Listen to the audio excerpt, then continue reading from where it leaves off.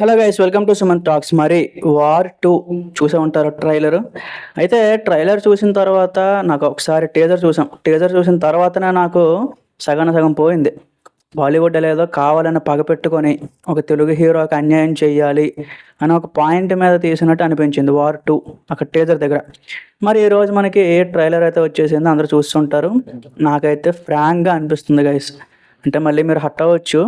తారక్ అన్న అంటే కోర్స్ ఎక్కడికి వెళ్ళినా మనం చెప్తాం యాక్టింగ్లో తోపు. తర్వాత లాంగ్వేజ్ డిక్షన్ కరెక్ట్గా ఉంటుంది, ఏ డైలాగ్ చెప్పినా చాలా ఫాస్ట్గా ఉంటుంది. సో చాలా పర్ఫెక్షన్ ఉంటుంది అని చెప్పి ఈవెన్ రాజమౌళి ఫేవరెట్ యాక్టర్ అనమాట. అలాంటి యాక్టర్ని యూజ్ చేసుకోవలసిన విధంగా చేయలేదు. అంటే ఒక సెట్ కానీ ఒక ఈక్వల్ ఉంటుంది కదా ఫార్ములాలో, అక్కడ తీసుకెళ్ళి కూర్చోబెట్టినట్టు అనిపించింది నాకు. తారక్ కన్నా ఆ క్యాపబిలిటీ ఏంటి, తారక్ కన్నా ఆ స్టామినా ఏంటి, అదంతా వేరే జోనర్. ఇప్పుడు యమదొంగ సినిమా చూడండి. సో మోహన్ బాబు లాంటి ఒక సీనియర్ ఆర్టిస్ట్ ఆయనకి ఈక్వల్గా నటించాడు, ఆయనకి ఈక్వల్గా ఇంకా రెట్టింపు ఇచ్చాడు అనమాట. త్రిబుల్ ఆర్ చూసుకోండి, చరణ్కి ఈక్వల్గా ఉంటుంది. మరి ఇక్కడ అగైన్ హృతిక్ రోషన్ అంటే అసలు హైట్లోనే ఫస్ట్ మనకి ట్రోల్ మెటీరియల్ అయిపోయింది అక్కడ. తారక్ అన్న ఉండేది, చరణ్ ఉండేది, మన బన్నీ, వీళ్ళందరూ ఒక హైట్ ఉంటారు. హృతిక్ రోషన్, ప్రభాస్, గోపీచంద్, మహేష్ వీళ్ళందరూ ఒక హైట్ ఉంటారు.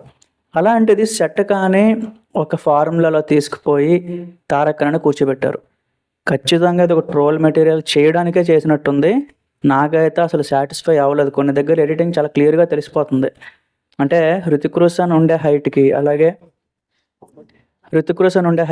అలాగే మనకి ఇక్కడ తారక్ అన్న ఉండే హైట్కి ఎక్కడ అసలు అది మ్యాచ్ అవ్వట్లేదు. ఫిజిక్ కానీ అంతా కంప్లీట్ ఇంకా ఏదో హీరో కమెడియన్ అలాంటి ఆస్పెక్ట్లోకి వచ్చేసింది అనమాట. నాకైతే అస్సలు సాటిస్ఫై అవ్వలేదు గైస్. ఇన్ఫ్యాక్ట్ తారక్ అన్న అనవసరంగా ఒప్పుకున్నాడు అని అనిపించేస్తుంది నాకైతే.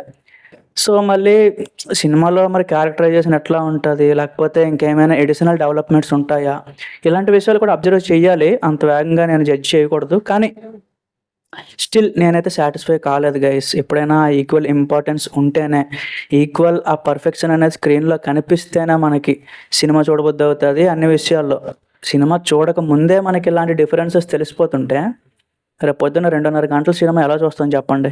సో ఆబ్వియస్గా నాకైతే అసలు అది మ్యాటరే కాదనిపిస్తుంది. అసలు అది అనవసరంగా చేసాడు అనిపిస్తుంది నాకు.